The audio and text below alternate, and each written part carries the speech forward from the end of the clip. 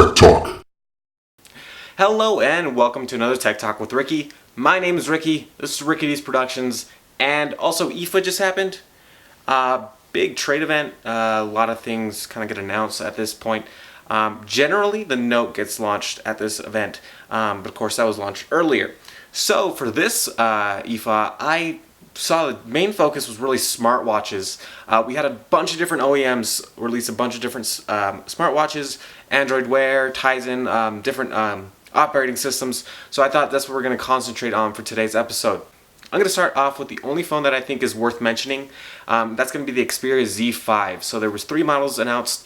We got the Z5 Premium, the regular Z5, and then the Z5 Compact. They're all sporting a Snapdragon 810, a 23 megapixel camera, and at least 32 gigabytes of onboard storage. Let's start off with the Z5 Compact, which is the smallest of them all. It's a 4.6-inch 720p screen with 319 pixels per inch. This is with 2 gigs of RAM, and it is sporting a 2,700 milliamp battery. It's a 720p screen though, so you don't really need the most for that. It personally kind of looks like a toy. You should be a picture right here. It looks super plasticky. There should be an aluminum plate on the back though. I bet it will look a lot more different once you're actually looking at it. Now let's get into the Z5. This one's kind of just mediocre, and really compared to the other two really doesn't matter to me. It is a 5.2-inch 1080p screen, 424 ppi, 3 gigs of RAM, and a 2900 milliamp battery. It's just basically, it's an update to the Xperia Z5 or the Z4, and those have gotten boring just because they do it every 6 months. It's just this update. Let's get into the Z5 Premium, which is the most interesting of them all. So it is a 5.5-inch 4K screen, so it's a first of its kind. 801 pixels per inch, which is amazing. It's sporting 3 gigs of RAM and a 3,430 milliamp battery. So a big one, which is necessary for such a high resolution screen. I'm interested personally in seeing it. I live in the US unfortunately, so I'm not really sure if we're gonna get it or not. I'd be very surprised if we do. I'm very disappointed in that, but I think it's super awesome. I know it's too much. 4K is not really necessary on a 5.5-inch screen. I think Quad HD is perfectly fine right now, but I do think it's awesome that we're kind of stepping into things. They are making that battery bigger.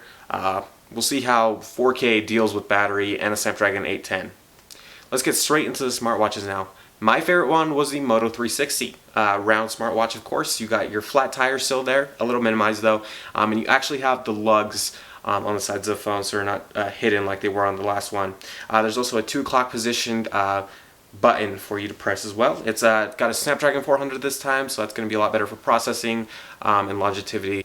There is now 2 different sizes for the watch. There is a women's size and a men's size, and the women's size is 42 millimeters and the men's size is 46 millimeters. This is of course customizable through Moto Maker for bands, sizes, all that.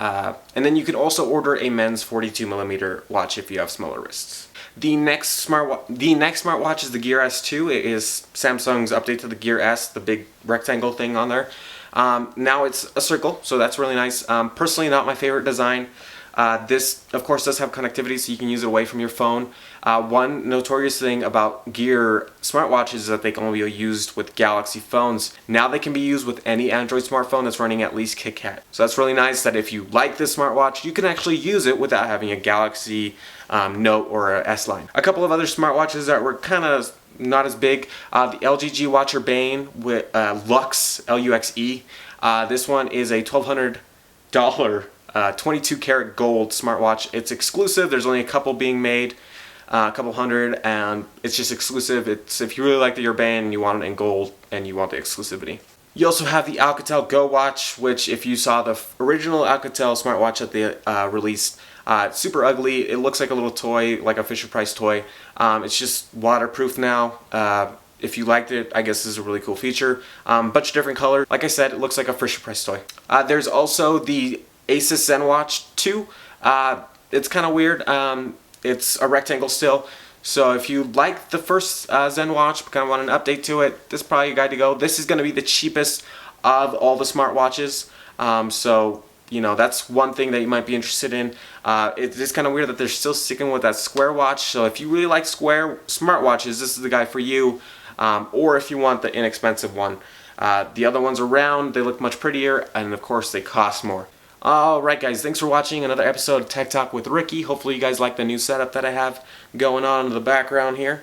That'll be all for today. We'll catch you in the next one.